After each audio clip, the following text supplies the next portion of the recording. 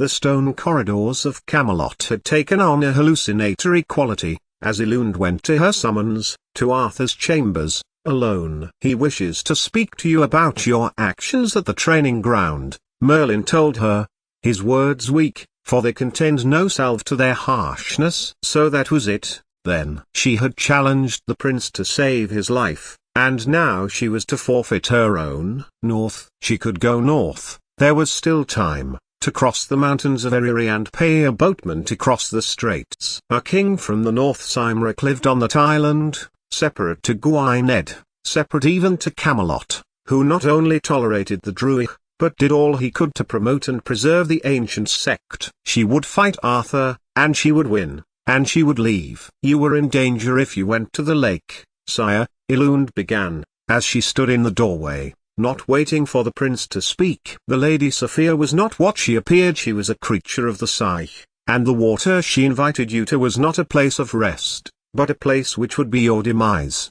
Arthur turned, and for a moment, Elund saw the man she had once helped secure the mortuous flower. But then the light in his eyes shifted, replaced by a shimmering, unnatural violet hue. "You are a guest here, Aled, or perhaps a prisoner of my father's mercy. You overstepped your place, and I should not have acted, when the Lady Morgana had seen it," Elund countered, stepping into his path as Arthur stood and made to her. "She saw your death in the depths. If you had gone with her, you would not have returned." Arthur's reaction was not one of concern, but of a sudden, brittle agitation. He drew his sword with a rasp of steel and held it in front of Elund. "You challenged my judgment, and you were involved with the Druid boy's escape, which you permitted." Elund did not flinch from the weapon, and reached with instinct for her own. "And you intervened with the wyvern, I say. You are too close to magic, mercenary that you are, boy from the mud of the Hayfren." "What are you here for?" he snapped. "To wait for my brother," Elund told him, her voice low, even. "He too was a boy from the mud of the Hayfren, and the fought beside you until you discovered his common background. Yet, he has earned a kingdom in the far north, and has married, and had a son." She did not want to fight him. Her side still burned from the wyvern's attack, and Arthur's own injuries as they fought on the training ground. But the prince was lost in anger, and only the shock of steel could bring him round. Elund drew the blade Lancelot had taught her to wield, not her seeks but one annealed from Camelot iron and Mercen carbon, by a blacksmith with skills from the ancient Britain gods. It was told.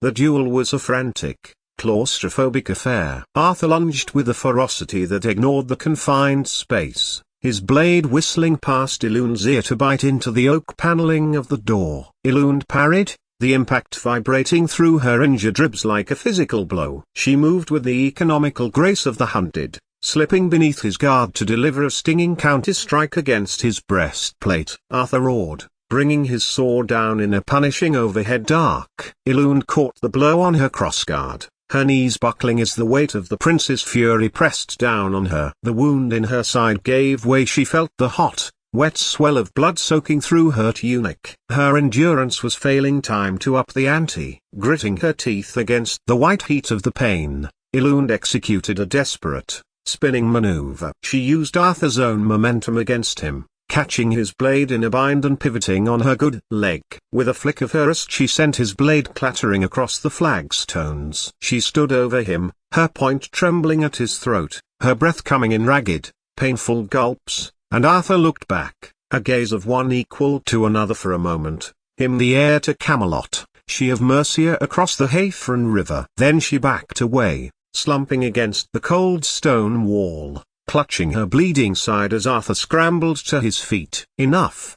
he called. "I can see you are loyal to this land." To me. He looked away, and at the floor for a moment. "I was under a Giza broken bar a spell." He looked back to Elund. "And you knew, and fought it." If he saw the betrayal of her sex he did not say, as Elund staggered to her feet and caught the torn tunic at her side. "Go," he commanded, shaking his hand towards the door. "Let Gaius patch you up again. I do not doubt your loyalty, Aled," he added. Then Arthur turned his back, and listened to Elund's footsteps, leather on stone. "Aled," he repeated, turning the name over in his mind. then shaking his head. Lancelot had a sister, not a brother, a broken bar. Then he got to his feet and stood at the door, watching the figure, tiny as she now was at the end of the passage, turn left, towards Gaius's tower. A girl, daughter of Mercia's king, sister of Lancelot, now a guard in Camelot, and a warrior who had saved his life not once,